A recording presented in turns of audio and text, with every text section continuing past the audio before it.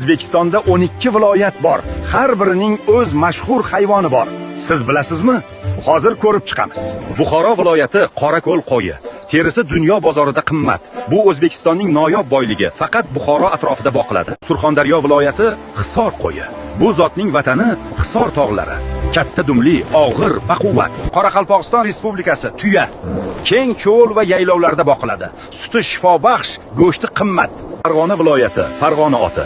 Qadimiy va kuchli zot. Ipak yo'lida savdogarlar shu otda yurishgan. Ko'pkari va sport uchun hozir ham qimmat. Toshkent viloyatida esa parranda. 17,5 million bosh parranda. Yirik broyler fermalari, tuxum zavodlari hammasi Toshkent atrofida. Samarqand viloyati Qoramol 1,652,700 bosh. O'zbekistonda birinchi o'rin. Samarqand fermerlari qoramolli chorvachilikda ustun. Qashqadaryo viloyatida qo'y va echki ustun. 1,641,800 bosh qoramol, qovoy boqishda ham ikkinchi o'rin. Xorazm viloyatida sigir, Amudaryo yoqasidagi yaylovlarda sigir boqiladi.